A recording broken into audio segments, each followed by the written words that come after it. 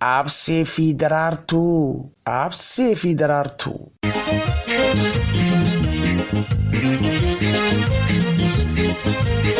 Misirroota keenya olaanaaf ol'aantuu kan dabaalaaf dhufne absee fi daraartuu lameen waliif uumee onnee wal jaallatu. Dayaatii dhungadhaa yaamatii ergadhaa daraaraa firaa waa guddadhaa mul'adhaa sadoo fi gammachuun aarriidhaas filadhaa.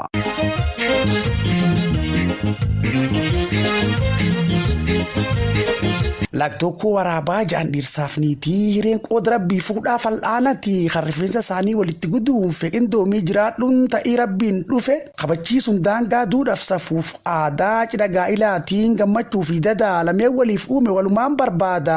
Waaqat oola gala taasisaaf muraada jaalala qulqulluun qindiin seentan waadaa absee fi daraartuun barayyuu gammada. Sijaaladhee saartootiyaa sijaaladhee faayootiyaa sijaalararraa. Kama fi qalbiin tiyyaa halkanii guyyaa.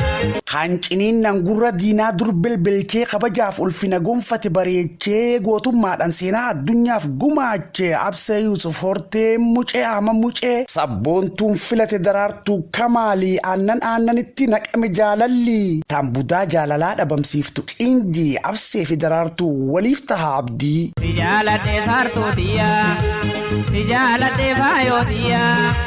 Sijaalararraa kama fi qalbiin tiyyaa halkanii guyyaa.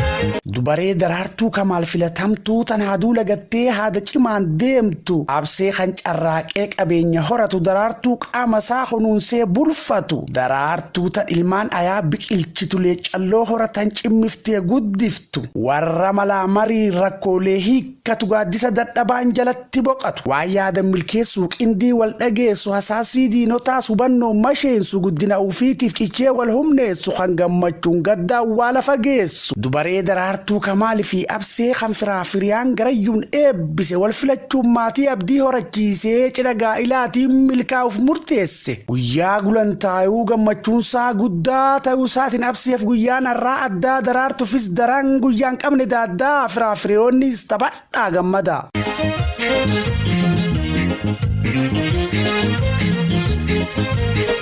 Dheebuu jaalalaatiin halaalaa wal yaaduu ibiddaa ol gubee onnee teeysan waadu cidha gaa'ilaatiin baga hobbaafattan ba'aa bultii gaarii qonyeetti baattan. Ishee qoma furriif biligaa aannanii daraartuu kamaal abseef qoode waaqni. Absee kunuunfadhu qooda kee daraartuu ofirraa faccisaa hasaasii hinaaftu. Daraartuun absee kee harkatti maratuu firaafiriyoonnis gammachuu qooddatu. Duudhaaf safuuf qabnaa dhiisaa kanaan achi kaansarii jaalalaa galchi garaa dachii kan juu yaada koof hayyadha goolabbii cidha isaanii gaarii taasisiif yaa Rabbi.